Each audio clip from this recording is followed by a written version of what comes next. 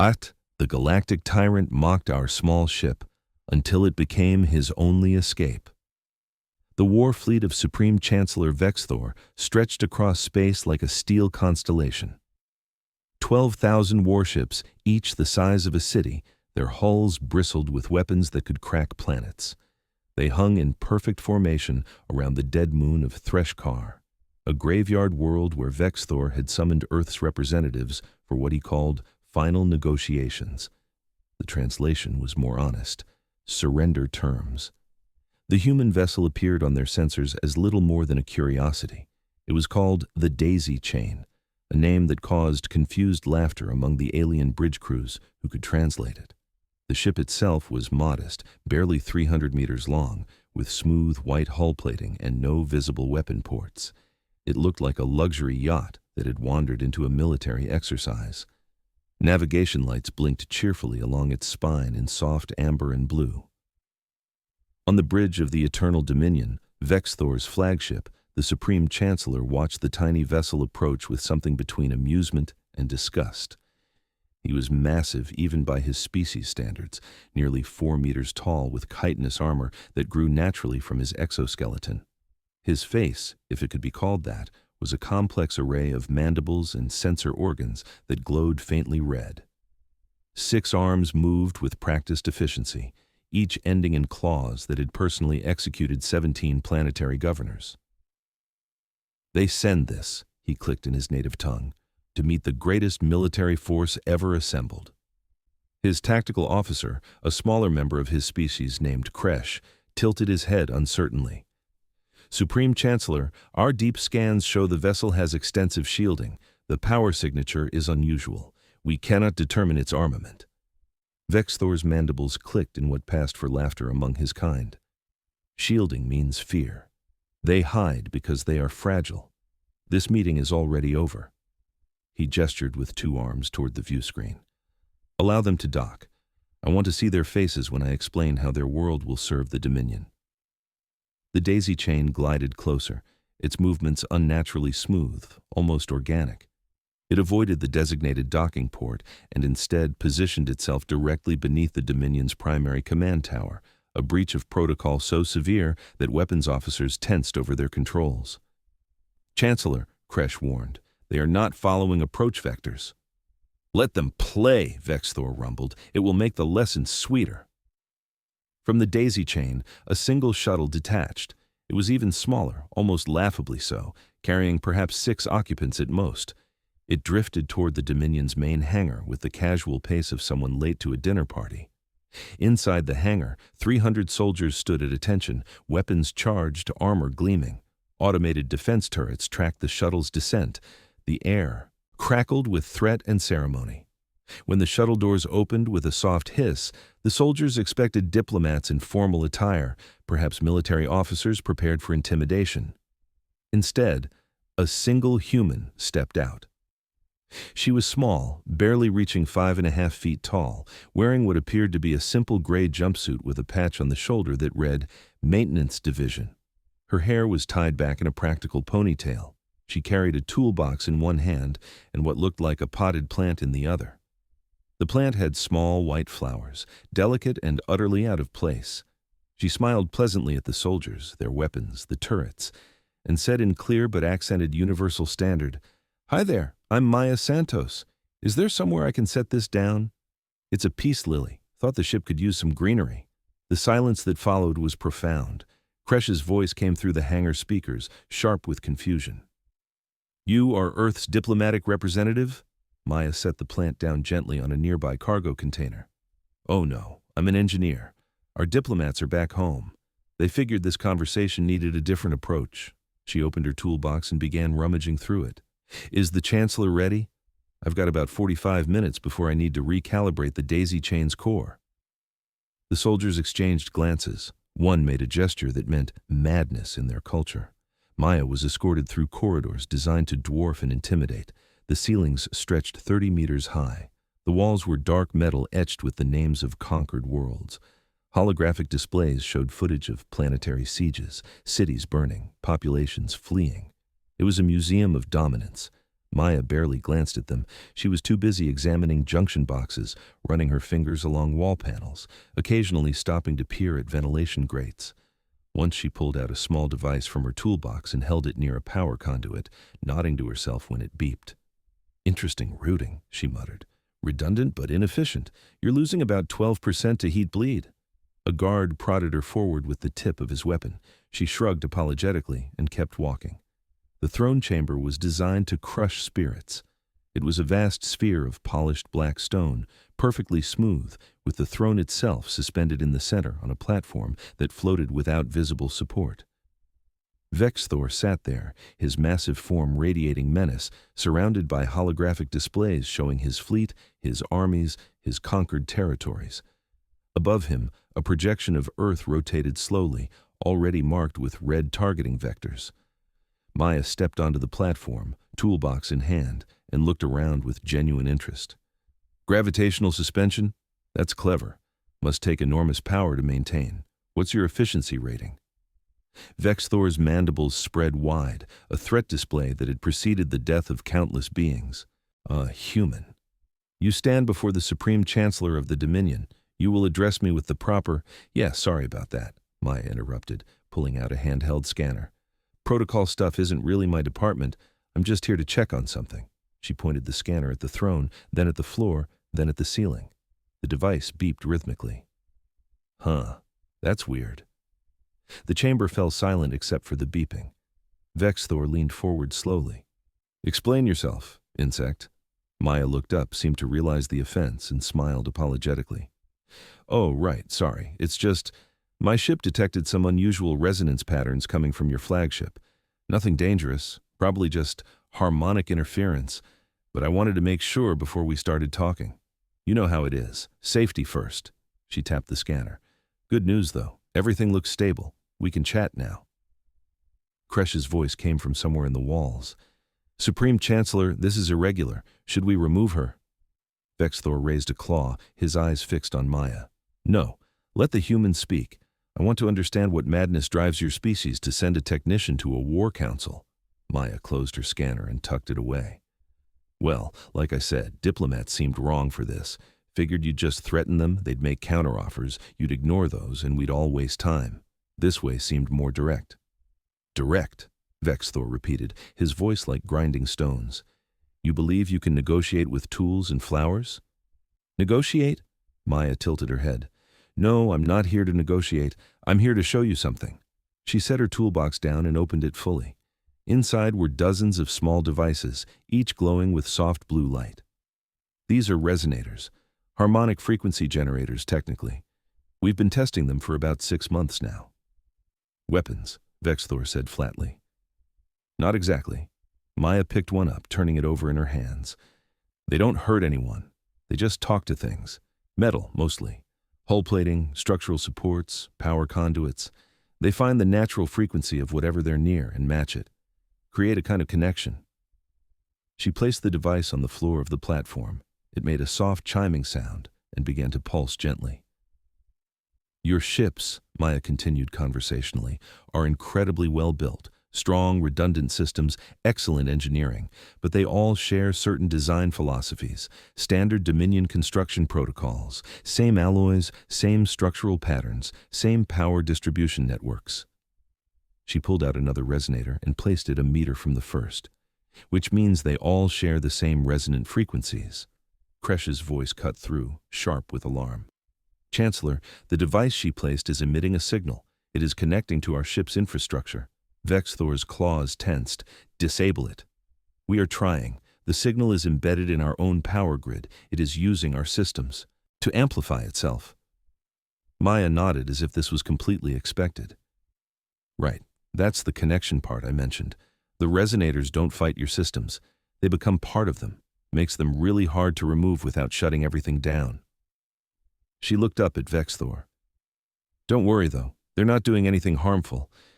Just introducing themselves." "Remove her," Vexthor commanded. "Disable the devices. Purge all—" The lights flickered. Not dramatically, just a brief dimming, like a momentary brownout. But in a ship that had never, in its 50 years of service, experienced a single power irregularity, It was profound. Maya winced sympathetically. Yeah, that's the handshake protocol. Takes a second for the systems to adjust. Should stabilize in 3, 2, 1. The lights returned to normal. There we go, Maya said brightly. Now your ship is part of the network. Vexthor rose from his throne, his full height towering over the human. What have you done? Created a neural mesh, Maya said, her tone still casual, like she was explaining how to change a light bulb.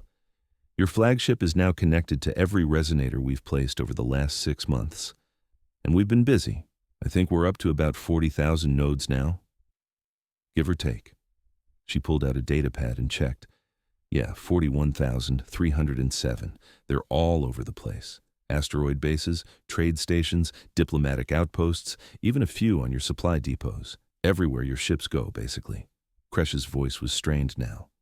Supreme Chancellor, I am detecting similar devices active on 68% of our fleet. They have been dormant until now. The human's device activated them simultaneously. Maya nodded. Yep, they're all saying hi to each other now. It's kind of beautiful if you think about it. All that metal, all those ships suddenly aware of each other in a way they never were before. Vexthor's mandibles clicked rapidly, a sign of extreme agitation. You have sabotaged my fleet. No, Maya said firmly, her casual tone dropping slightly. I've connected it. There's a difference. Your ships work fine. Better than fine, actually. The resonators optimize power flow, reduce stress on structural joints, even improve sensor efficiency by about 3%. Your engineers will probably send me a thank you note once they notice. Then what is your purpose? Maya looked at him directly for the first time, and her eyes, though human and soft, carried something steel beneath. To show you that we're already inside, not with soldiers or weapons, but with understanding. We studied your ships, learned how they breathe, how they think, and now we're part of them. She gestured at the throne room around them. This flagship, Chancellor, is the most powerful vessel in your armada. It coordinates fleet movements, broadcasts command orders, processes battlefield data. It's the brain of your military. She paused. And right now, it's humming our frequency. The beeping of her scanner had been so constant in the background that everyone had stopped noticing it. Now, as silence fell, it became clear that the beeping had synchronized with something else, a deep, almost subliminal vibration running through the ship's hull. Vexthor felt it in his bones, a rhythmic pulse that matched no Dominion design protocol. Turn it off, he said quietly. Can't, Maya replied. It's not like a switch. The resonators are self-sustaining now. They pull power from the ships themselves, use it to maintain the network.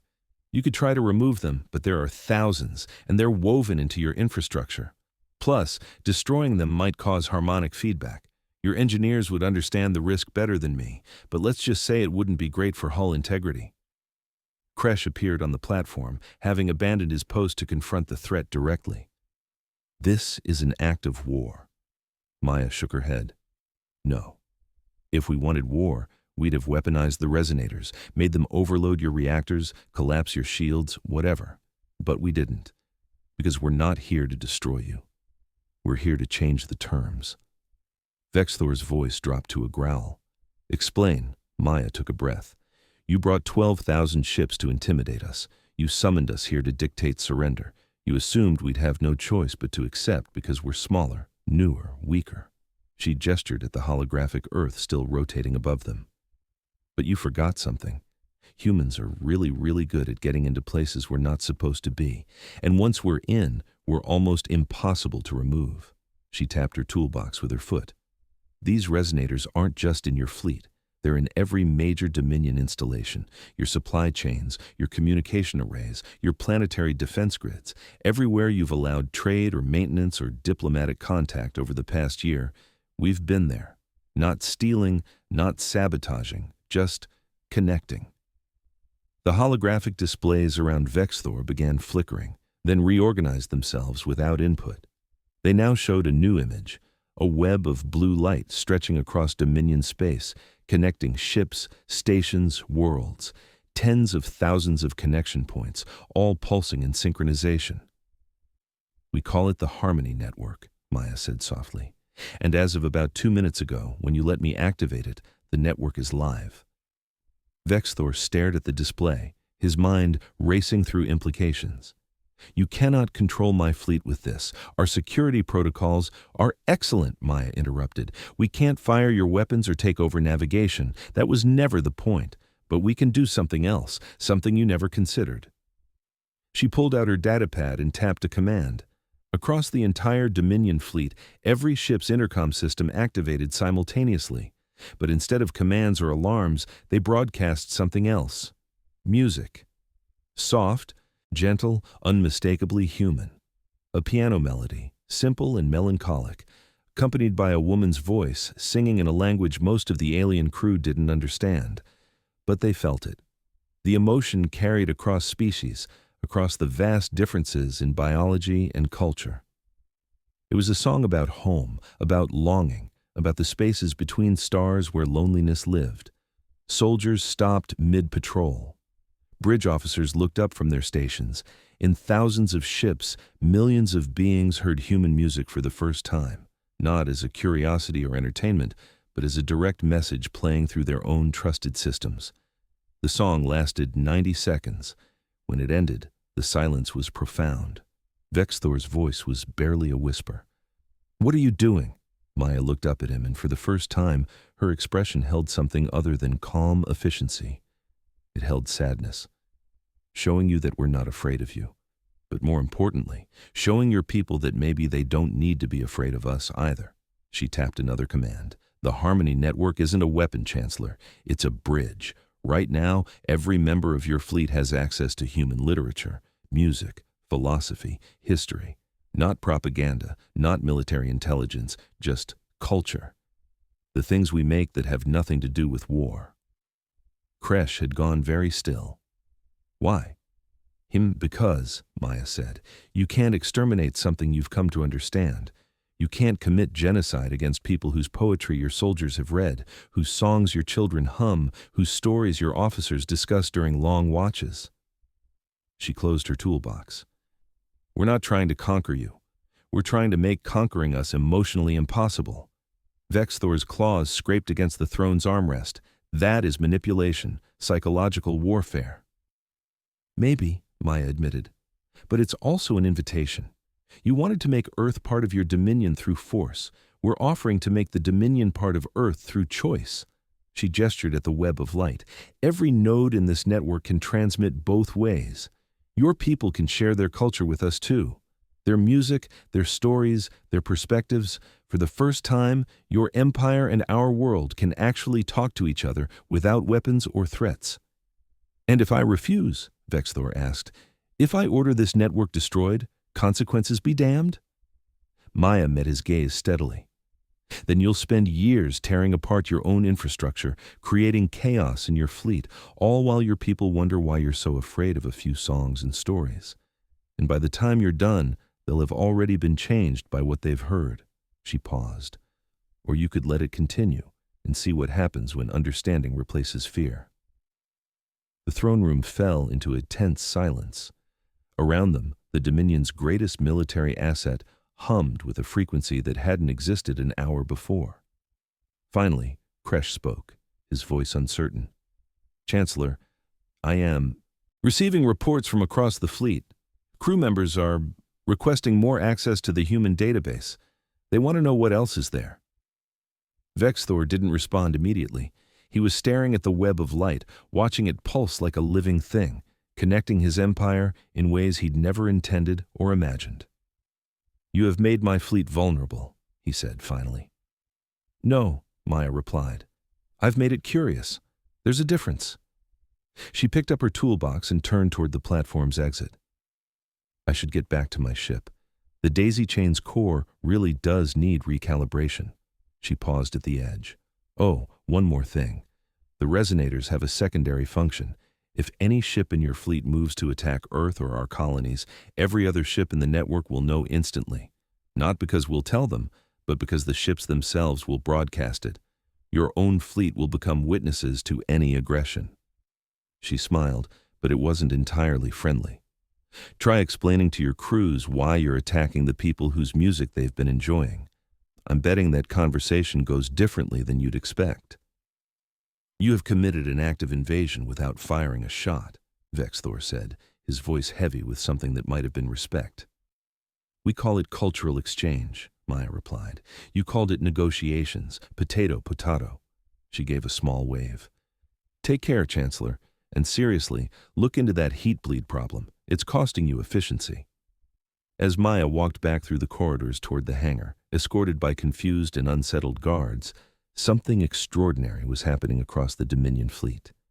In mess halls, crew members gathered around displays showing human films. In quarters, soldiers read translated human books with fascination.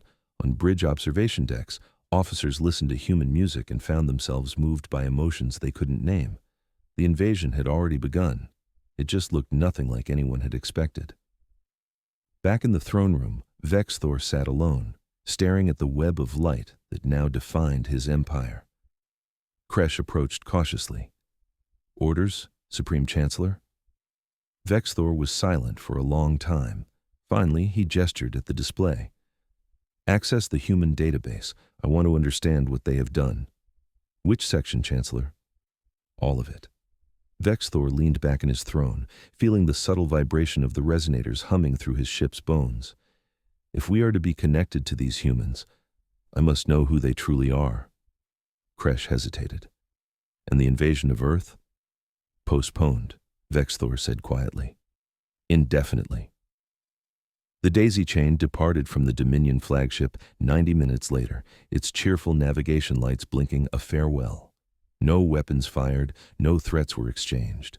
The mighty war fleet simply watched it go, 12,000 ships humming with a new frequency, connected by threads of understanding they couldn't quite resist exploring. On the bridge of the daisy chain, Maya set her toolbox down and stretched. Her co-pilot, a younger man named Chen, looked at her with undisguised awe. Did that actually just work? Maya pulled out the peace lily she'd left in the hangar, now retrieved, and set it on the console. Define work. We didn't stop the war. We just made it complicated. Complicated how? She smiled, watching the Dominion fleet shrink on their view screen. Complicated like trying to hate someone after you've heard them laugh. Complicated like declaring war on a people whose children's lullabies your children are learning. Complicated like pulling a trigger when the person on the other end just shared their recipe for soup. Chen shook his head in wonder. Command is going to lose their minds when they hear about this. Probably, Maya agreed. She tapped a control, and soft music filled the bridge, the same song she'd broadcast to the Dominion fleet. But you know what? I think it'll be worth it. As the daisy chain accelerated away, leaving the war fleet behind, something unprecedented happened. One by one, ships in the Dominion Armada began broadcasting their own music. Alien compositions, strange and beautiful, sharing their cultures in return. The void between Earth and the Dominion, once empty and hostile, began filling with sound. 47 hours later, Vexthor sat in his private quarters reviewing reports. His tactical officers had compiled analysis of the Harmony Network's impact. The conclusions were disturbing. Fleet morale had improved by 18%. Interspecies conflicts among crew had dropped by 32%. Efficiency in non-combat operations had increased measurably. And perhaps most alarming, when polled anonymously, 63% of the fleet expressed interest in visiting Earth for cultural exchange. His empire was being conquered by curiosity. A soft chime indicated an incoming message. Vexthor accepted it, and Maya's face appeared on his screen. She was in what looked like a small apartment, the peace lily visible on a shelf behind her. Chancellor, she said with a nod, hope I'm not interrupting. You have interrupted everything, he replied, but there was no heat in his voice. What do you want, engineer? Just checking in, making sure the resonators are functioning properly. Any issues? Vexthor considered lying, but found himself unwilling. They function perfectly, too perfectly. My ships operate better now than before. Maya smiled. Good, that was the idea. Can't have the network failing and causing problems. Bad for relations. Relations, Vexthor repeated the word like it was foreign. We are not allies, human. No, Maya agreed, but we're not enemies either, not anymore. We're something new, something that doesn't have a word yet. She tilted her head. Give it time. Your linguists will come up with something. Vexthor's mandibles clicked softly, a sound of reluctant amusement. My strategists tell me that removing your network would require dismantling 30% of my fleet's infrastructure. They estimate 2 years of work and catastrophic operational disruption. Sounds about right, Maya said. Sorry about that. We did try to warn you it would be hard to remove. You did not warn me it would be impossible to want to remove. Maya's expression softened. That's the thing about connection, Chancellor. Once you start understanding someone, really understanding them, isolation starts feeling like loss. She paused. Your people are listening to our music, reading our books, laughing at our jokes. Can you really order them to stop? Vexthor was quiet for a long moment. This is not how empires function. Maybe that's the problem, Maya said gently. Maybe empires are the wrong model. Maybe we need something else, something more like a network. Your species is dangerous, Vexthor said, but it sounded almost like admiration. You wage war through understanding. We wage peace, Maya corrected. It just looks like war to people who only understand force. She glanced at something off-screen. I should go. Engineering shift in 20 minutes, but Chancellor, one last thing. What? Thank you for not shooting me when I activated the network. That could have gone badly. Vexthor's laugh was like grinding stones, but genuine. If I had, I would never have understood what you were truly doing. I would have missed the entire point. And what was the point? Maya asked. That conquest is temporary, Vexthor said slowly, working through the thought. But culture is eternal. You did not make me weaker. You made isolation impossible. Maya grinned. Now you're getting it. Talk soon, Chancellor. The transmission ended, leaving Vexthor alone with his thoughts and the gentle hum of human resonators woven through his ship's bones. Across the Dominion, the transformation was subtle but inexorable. Soldiers requested human literature for their downtime. Officers incorporated human philosophical concepts into their strategic thinking. Children in Dominion colonies began singing songs in multiple languages, blending cultures without permission or formal treaty.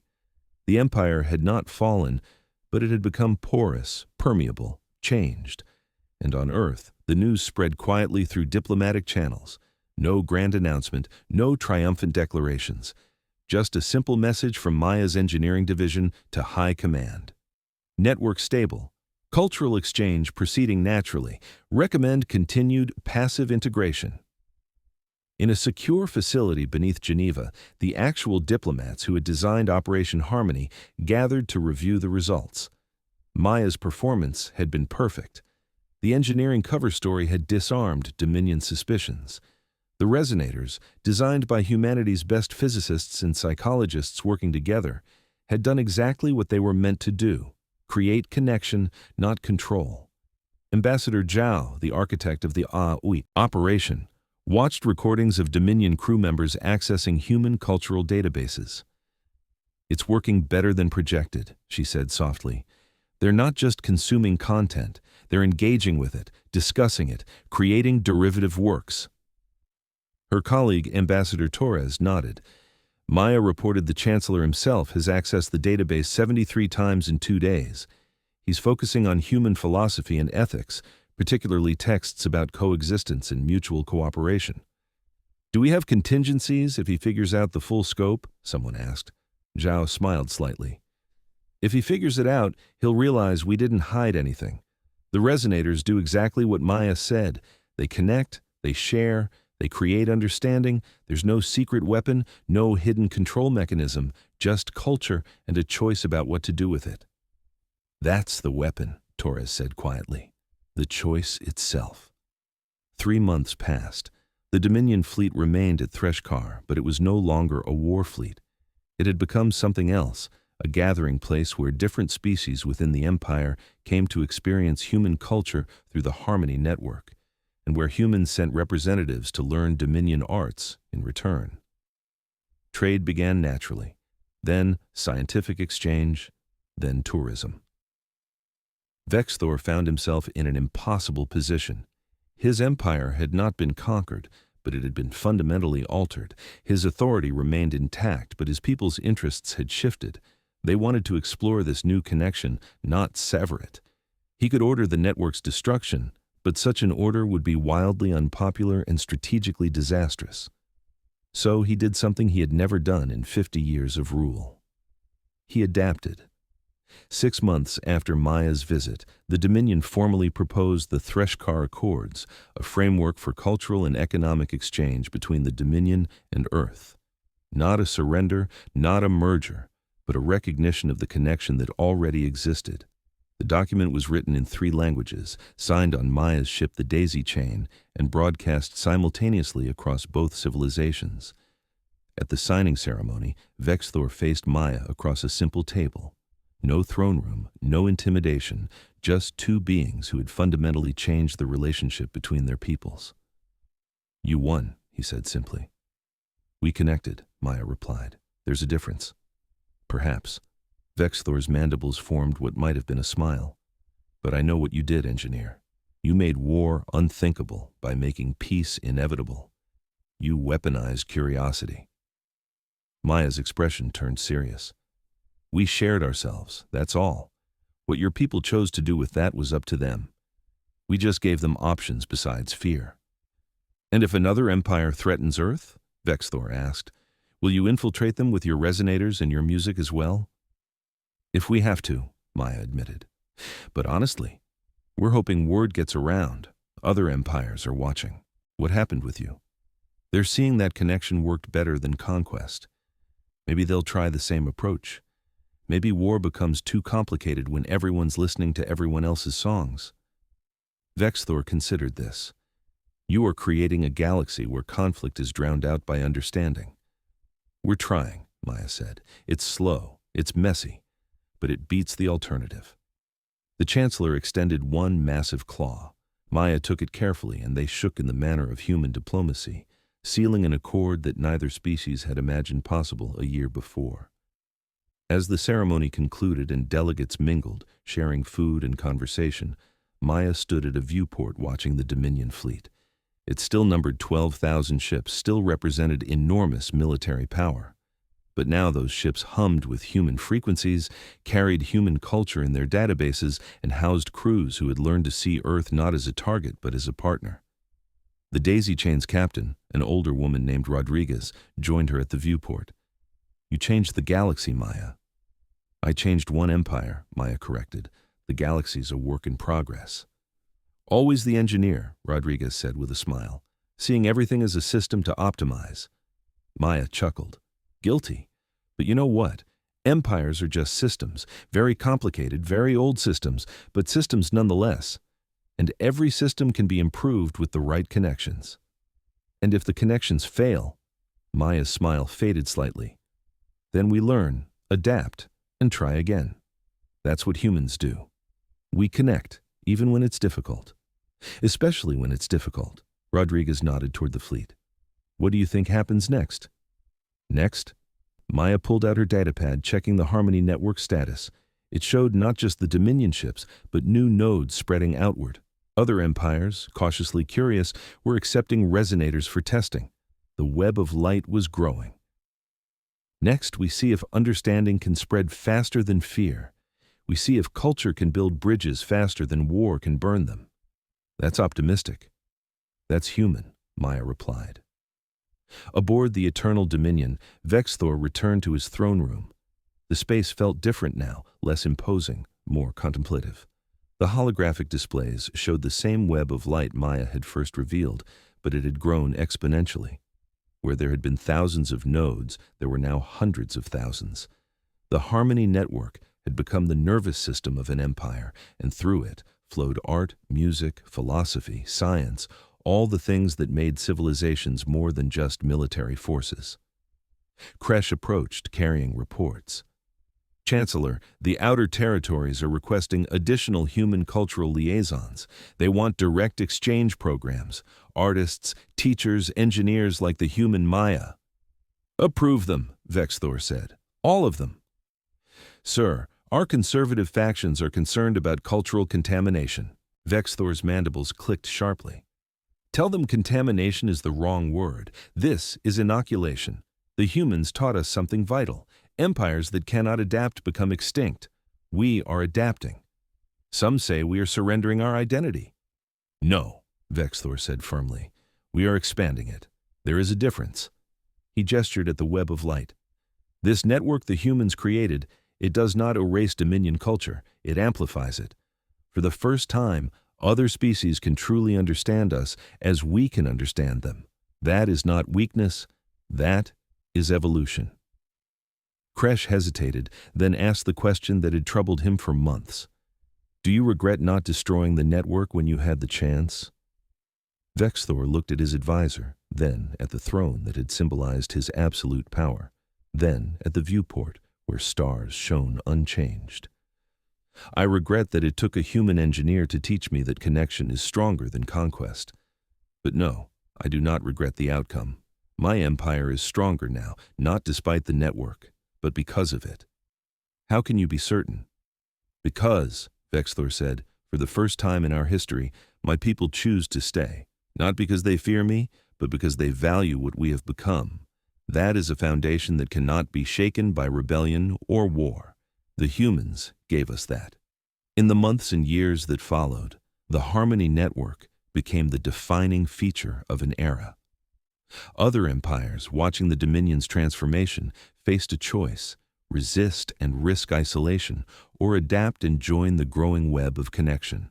Most chose adaptation, though not always smoothly. There were setbacks, conflicts, misunderstandings. But slowly, inexorably, the galaxy changed. Trade routes became cultural highways.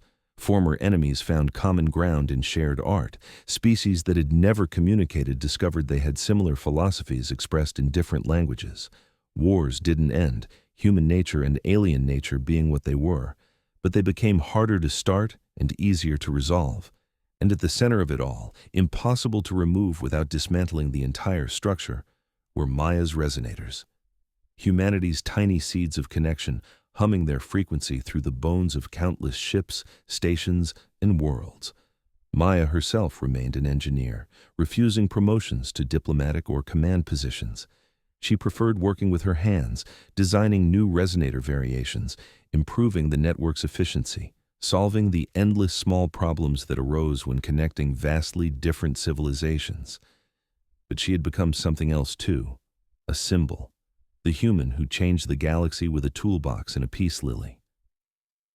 Years later, when historians tried to analyze the moment that shifted galactic culture from conquest to cooperation, they always came back to that meeting in Vexthor's throne room. The tiny human and the massive tyrant facing each other across an impossible divide, and the bridge that was built not with weapons but with understanding. Children in Dominion schools learned about the Harmony Network alongside their military history, and were taught that sometimes the greatest strength was making enemies impossible rather than defeating them. Human children learned the same lessons, along with Dominion poetry and alien mathematical theories that reshaped human science. The galaxy had not achieved peace. That would always remain aspirational, something to work toward rather than claim as accomplished. But it had achieved something perhaps more valuable. The infrastructure for peace, the connections, the understanding, the countless small threads of culture and curiosity that made violence feel like tearing apart something precious. And in the end, that was what Maya had built with her resonators. Not a weapon, not a shield, but a web that caught entire civilizations and held them gently, teaching them to see each other clearly for the first time.